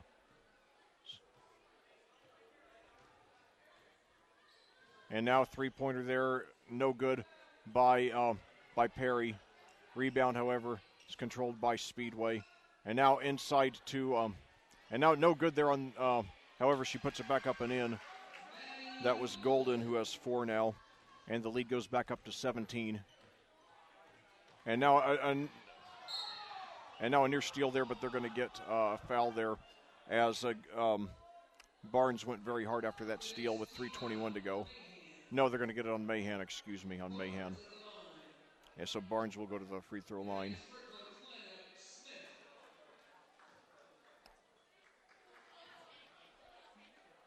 Yeah, Carly Smith has had a quiet game, even though she's Speedway's leading scorer on the season. And now the first free throw there by Barnes is good. She hits double figures now. All of her points coming here in the second half. She hit them both. Lead goes back up to 19, so Cascade apparently will lose here in the regular season finale.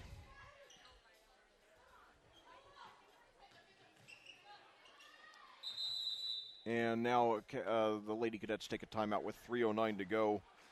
So anyway, looking ahead, Cascade will play. They'll finish the regular season at 4-17, having lost to 11 of their last 12. However, they are playing. They are opening the playoffs on Tuesday against a team who we almost beat during the regular season. Monrovia, we lost to the Lady Bulldogs 39-36. They are a decent team who enters the game at 11-10, trying to break a streak of 2 consecutive losing seasons. But certainly it is not out of the question that we will win that one. And, you know, we've done roughly even with them against common opponents, as I'll go over in the post-game show.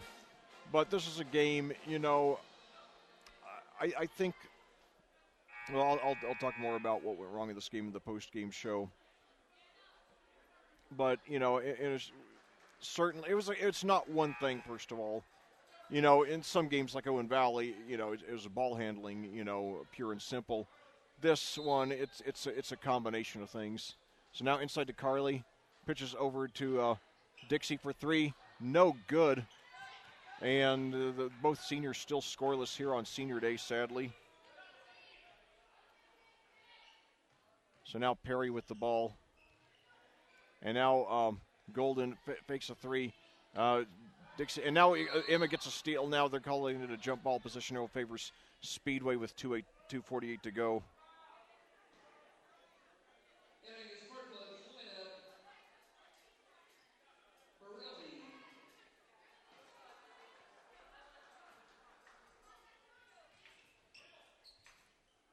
So now Carly Smith with the ball.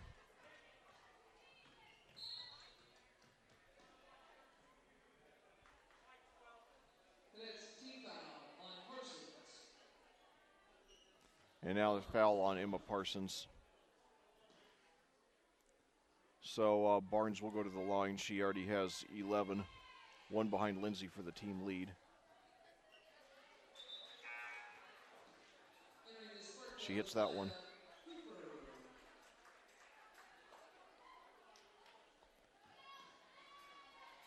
So it's a 20-point lead now with 2:38 to go. And she hits them both, and now it's 2:37 to go. So reminds me of The Shining, which I need to think about now to get myself in a better mood after the way the second half has gone. But anyway, now at three-pointer there by Taylor May, still no good. However, Bella puts it back up and in. She has a game-high 19, cutting the lead to 19 with 2:20 to go. And now a near steal there by Bella. She is, you know, to her credit, playing hard, despite, you know, the game being out of reach now. And now a turnaround jumper, no good. Cascade controls the rebound. It was Carly who came away with it.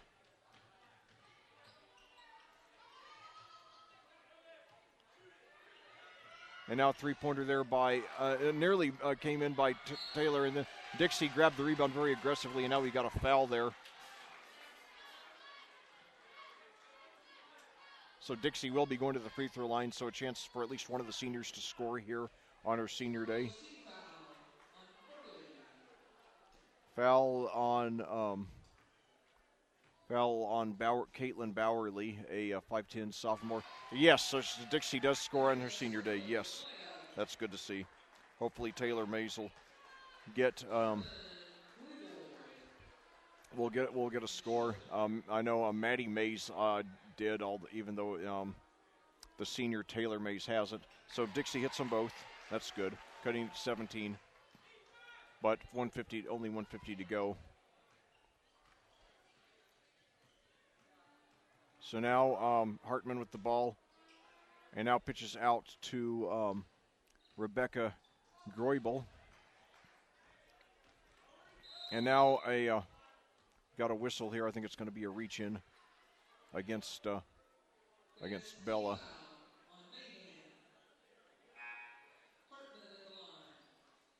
So Hartman going to the free throw line now. Now Maddie Mays coming into the game, as well as Lauren Gutig, who's a 5'7 freshman. Hartman on the free throw, no good. And rebound chased down there. Hartman gets her own rebound, and there's steal there. Now over to, and now a long three, air ball, and it goes out of bounds to Cascade with 1:23 to go. The Lady Cadets trailing by 17. Taylor Mays, the senior who has not scored, is still in the game. Hopefully she will get a score here. Dixie Mays, and now Cascade takes a timeout.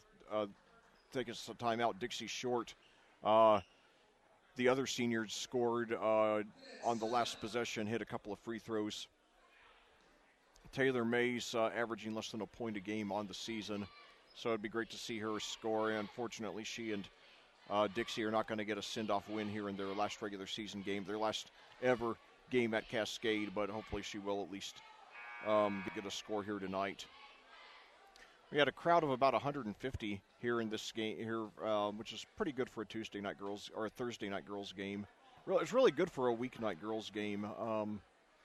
And we had about 150 people here, including about 40 from Speedway, who made the approximately 40-minute trip from West Marion County. Speedway, an enclave suburb of Indianapolis. Speedway, best known as the home of the Indianapolis Motor Speedway, which of course is best known as the home of the Indianapolis 500. So now Taylor and Mays over to Taylor for three, no good. Oh, after a few bounces, and now Taylor gets the rebound, gives it over. Now Taylor for three again, air ball. Okay, so Bella has fed.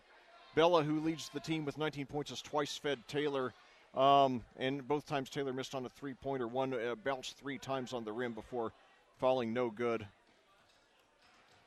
So under 50, and now we got a near steal there by Dixie, and but she commits the foul with 47.3 seconds to go. That's her fourth. No, they're going to get it on Speedway, okay, on Hartman, okay. Carly Gibbs back into the game for Cascade. And now Dixie Short, who hit 2 free throws earlier, going back to, pad on her total here. Averaged only 1.1 a game on the season. She has 2 tonight. Taylor Mays averaged only 0.4 of a point on the season.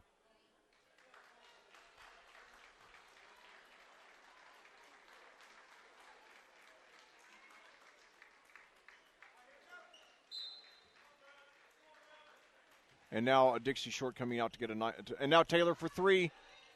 Oh, no good. And that one was makeable too, just off the rim.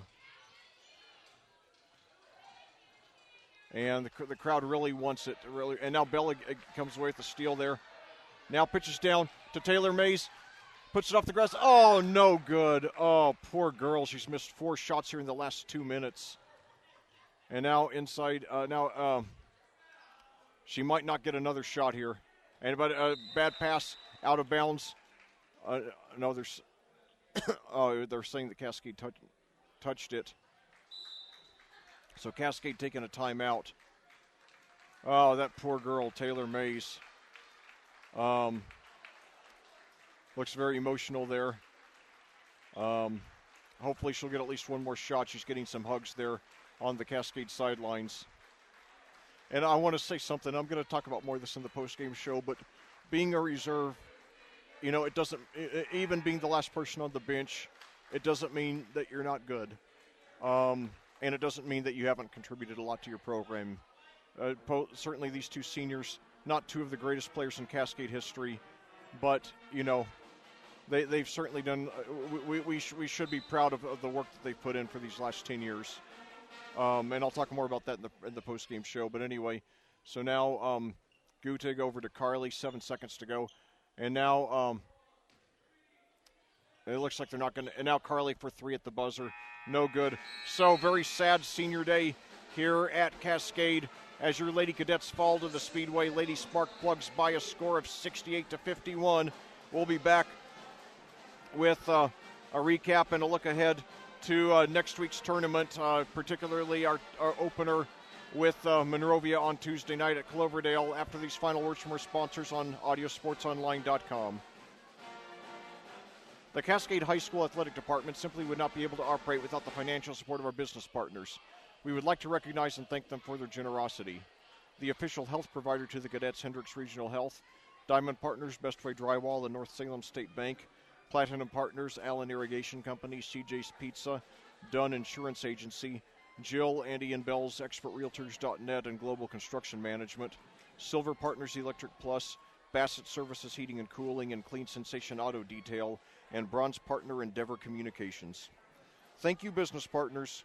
Your support of the student athletes of Cascade High School is greatly appreciated. Well, back here at Clayton for a final time tonight, and sadly, a final time at final time at this gym for this season, as your Cascade Lady Cadets have closed out the regular season by losing to the Speedway Lady Spark Plugs by a score of 68-47. It's a game in which Cascade started the two seniors, Taylor Mays and Dixie short, probably threw off their chemistry. Speedway came out with a blitzing defense we seemed unprepared for. Our shots just weren't falling for about the first quarter and a half. We got down by 13 early, 25-12. Then our shots started to fall. Bella Mahan hit 3 successful three-point field goals in short succession. We cut the lead to 30-28 in the last minute of the first quarter, 31-28, making it a one-possession game. But then I had a little bit of a defensive breakdown in which Camille Perry and Brooke Hartman each hit a short-range shot to push the lead up to 7. Then in the third quarter, we went only 2 for 10 from the free throw line. Speedway hit us from a wide variety of directions, and we had several defensive lapses.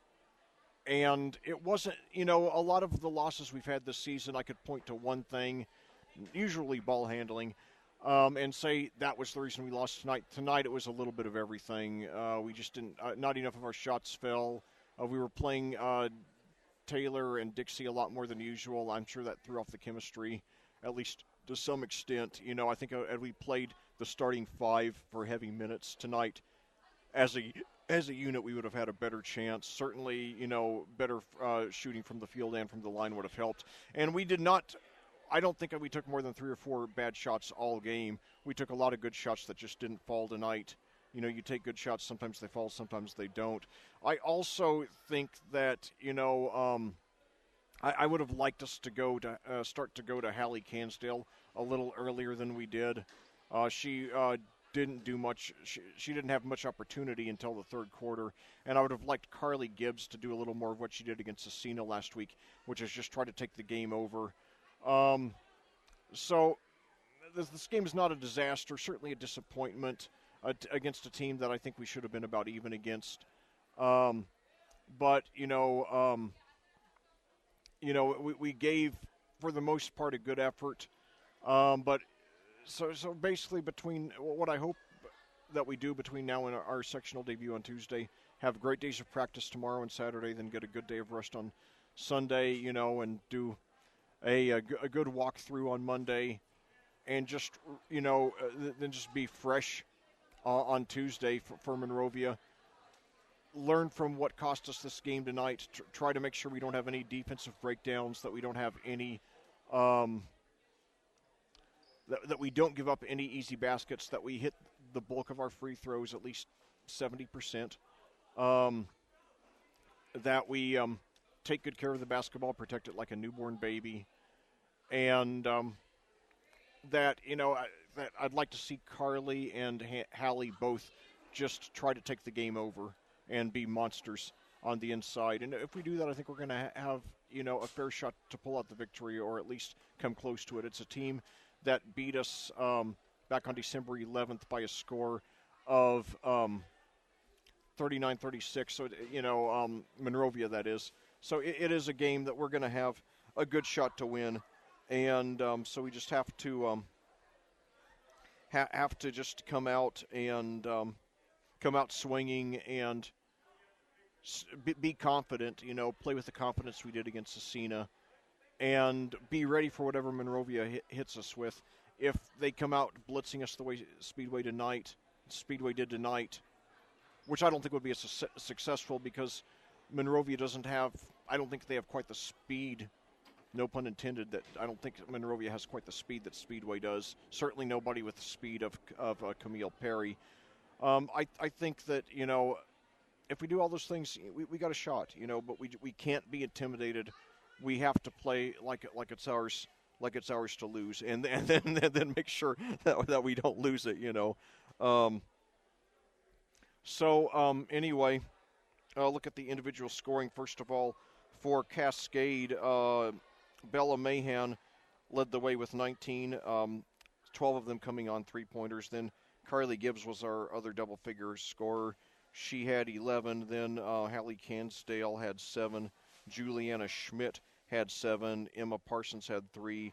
Maddie Mays had 2. And Dixie Short, playing in her final home game, had 2. Unfortunately, the other senior, Taylor Mays, did not score. She had 4 shots in the last 2 minutes, 3 of them on three-pointers, and all of them were no good. Hopefully she'll make up for that by getting some points in the tournament. But anyway, before I forget, a look at the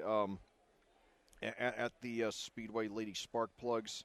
Hannah Lindsay led the way with 12 points, followed by Maddie Barnes with 11, Brooke Hartman with 10, Gianna Del Carabro with 9, and let's see, Carly Smith with 6, Maggie Indris with 6, and Maddie Golden with 4. So when you have all those players named Maggie and Maddie, it's it's a little easy to get confused with the names there. But anyway, so now, but you look at those point totals, though. The top 4 players for Speedway, 12, 11, 10, and 9, and then you had a couple with 6. So, when you excuse me here. I forgot. Okay, I'm sorry. Let me start. I'm left out Brooke Hartman. Okay, so let me give the totals again, because I screwed up on that. Okay, so the scoring totals for Speedway, Hannah Lindsay had 12, Maddie Barnes 11, Brooke Hartman had 10. Excuse me, I'm sorry, Camille Perry had 10. Brooke Hart. Hannah Lindsay 12, Maddie Barnes 11, Camille Perry 10, Gianna Del Carabro 9, Brooke Hartman 8, and then Carly Smith 6, Maggie Indris 6, and Maddie Golden 4. So the top 5 players for Speedway had 12, 11, 10, 9, and 8, and then they had a couple with 6. So that's an exclamation point on the point that I make. When your top scores are all that balanced and have scoring totals in that range, you're going to win 98+% of the time. So, yeah, I mean, certainly I think that was one thing that really helped Speedway tonight was their balance. And, of course, I knew that coming in, that they have 4 players. Their top 4 players average from 7 to 10 on the season. And that's an ingredient of a winning team, when you don't have 1 or 2 scores that the other team can clamp down on. So it's certainly, disappointing that we lost that way. But, certainly we were against a team, and let's face it, I mean, I know that I was critical of Speedway's winning streak, pointing out that of their last 10 opponents, on their 10-game winning streak, 7 were from Class 1A, but certainly they showed tonight they are maybe not a great team, but certainly a good team there, and so certainly, that program, which has ended a streak of 5 consecutive losing seasons, and only a couple of senior starters on this team with Carly Smith and Hannah Lindsay. They do have a bright program. Joe Smith, after doing some outstanding work there at Covenant Christian there on the west side of Indianapolis, now doing some great work just a few miles east there in Speedway. So certainly I applaud the Lady Cadets, the Lady Spark Plugs for their performance tonight, and that they do have a bright future. But, right now, let's look at the future of Cascade. The Lady Cadets return to action on Tuesday night in the sectional. And they'll play at the 6 o'clock game at the Cloverdale sectional. We're not hosting it this year, unfortunately. But the opponent is a very familiar one, the Monrovia Lady Bulldogs. We've been playing them for years. Next year, we will be conference rivals in the Indiana Crossroads Conference, along with Speedway. And anyway, they're a team that's 11-10, coming off back-to-back losing seasons since winning sectionals in 2014 and 2016. And their best player, they're currently 11-10. Their best player is 5'4" senior Michaela Swafford, who averages team highs of 14.9 points, 2.3 assists, and 2.7 steals. And then 5'5" junior Madison Payne is their other double-figure scorer. She averages 11.5 points and 1.9 steals a game. Sophomore Mallory Willett averages 5.2 points and 4.2 rebounds per game. 5'10" senior J.C. Whalen averages 5.1 points and a team-high 4.6 rebounds per game. And sophomore Grace Whitaker averages 3.7 points and 3.5 rebounds per game. So, anyway, certainly it's a game. One thing that makes me feel a little better about this game, I mentioned that Monrovia, I don't think, has as much speed as Speedway does, but another thing is that they don't have quite the scoring balance. So I think the balance is one thing that helped to do us in tonight. So, it's a I think, that's certainly going to play into our favor a little more and give us a better chance to get the win there. And again, it's a team that we only lost to by 3 back on December 11th, and we're a moderately better team now than we were then. That was when we were that was the first game of our 8-game losing streak, and since then, while we've only won 1 game since then, we have overall played much better, and we've solidly improved our ball handling to the point that it still has a long way to go, but it's to the point where it's decent now. And like I said, once we get the ball handling good, then everything else is going to fall into place. So, and this is a game that we might have lost. We lost this game by 17. We might have lost it, worse than that, by 30, the way we were handling the ball early in the season. So certainly, I'm trying to take a glass 2/3 full approach, because the Lady Cadets, it's not showing up yet in the win column. It will next season, but this is much better than you look at the team 4-7, you think they're not very good, but again, it's a tough schedule.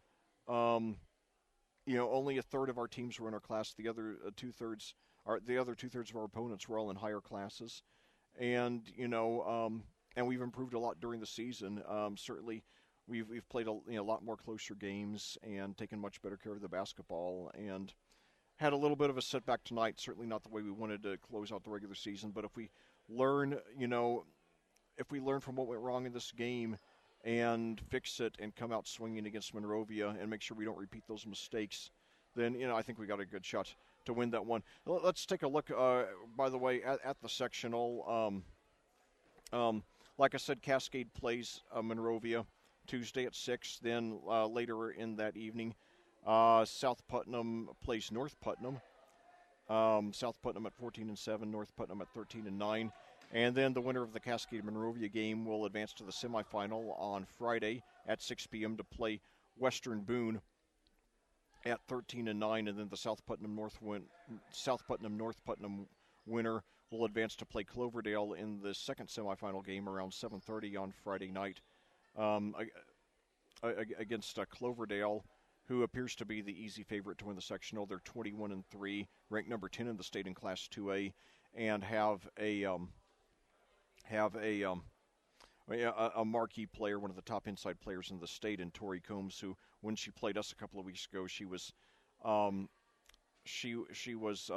ninth in the state in rebounding and 17th in the state in steals. So a very big college prospect. So, but anyway, looking at it, common opponents.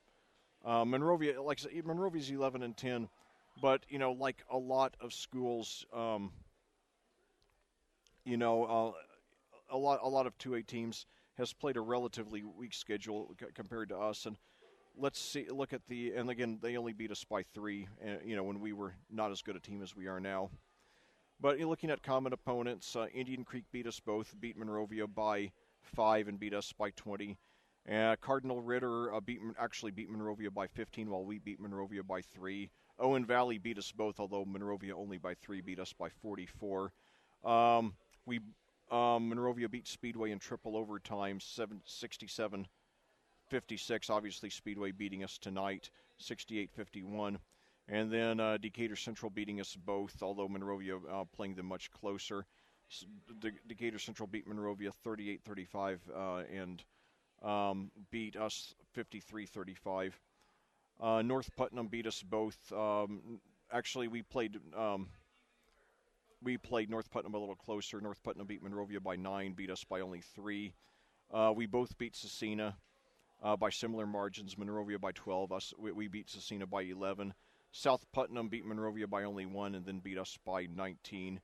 Monrovia beat Edgewood by 12, while Cascade beat Edgewood by 6. And then Greencastle beat us both, beat Monrovia by 20 and beat Cascade by 28. So Monrovia faring a little better against common opponents, but not by a wide margin. So, it is a winnable game. I hope you all will get out to see it. And even if we're going to lose the game, it's so important that these kids know that we're here to support them. This has been a rough year. No senior starters. We lost, 4 full-time starters from last season. And then our one starter who did return, Taylor Norris, has missed all but 2 games because of injury.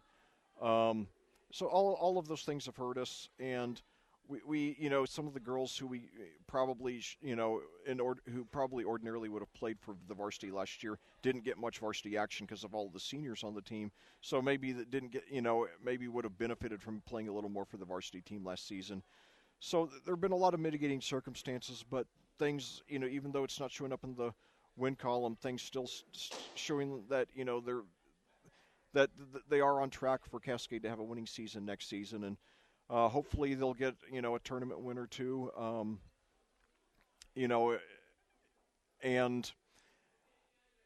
but regardless, I just want them to play their best game of the season on Tuesday. Again, it's out at Cloverdale, 20 miles southwest of here.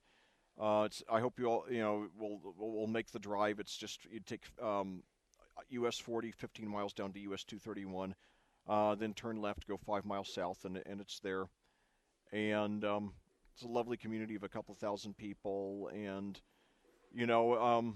so get out there, support the girls, hopefully cheer them on to win, but let them know that you're behind them in their rebuilding process, and that, win or lose, you're proud of them, you love them, and that, you're going to support them every step of the way as they strive to, get the program back to being a big winner, which I think they will be next season, because I think there are so many games they've played this year that they'll be winning a year from now when all these girls have that extra year of maturity and that invaluable experience of having the same starting 5 2 years in a row. That doesn't happen much, and when it does, usually the results are very good, and I think they will be for these Lady Cadets.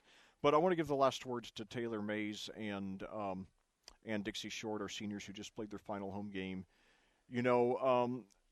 Certainly they're not two of the most celebrated players in school history, but they're two girls who have a lot of heart. And by the time you're a senior with a program, the fans might have only been familiar with you for a year or two, but you've been playing with the program for about 10 years. You start off with youth basketball around second or third grade, and you've poured thousands of hours of hard work into this program. And probably suffered a few injuries along the way, and to stick with it even when you don't get a lot of playing time, it shows a lot of heart. And keep in mind that often the players who don't play a lot, it doesn't mean they're not good. It just sometimes it's that they have the misfortune of playing behind a lot of depth. Which probably a lot of schools of this size, these girls, Dixie and Taylor, would have played a lot the last couple of years, but they just so happened to be behind a lot of great talent, including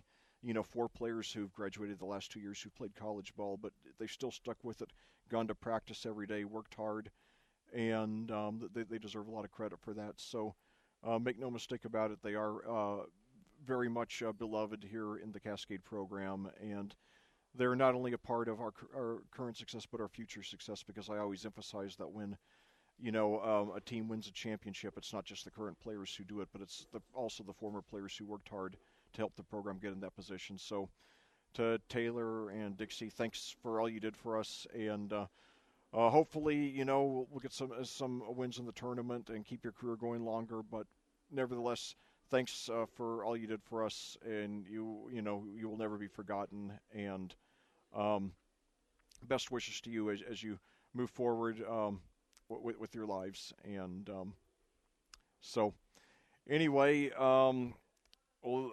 this concludes our broadcast. As always, thank you so much for joining me, and I cordially invite you to do so again tomorrow at 7:15 for the pregame show as your Cascade Cadets challenge the Northview Knights in boys basketball action, and then on Tuesday at 5:45 p.m. the special start time down at Cloverdale High School as your Cascade Lady Cadets, who just finished the regular season at 4-17, will go against the 11-10 Monrovia Bulldogs in the quarterfinal round of the sectional. Until we meet again, for audiosportsonline.com, this is Lec Zorn reminding you, there is a difference only you can make.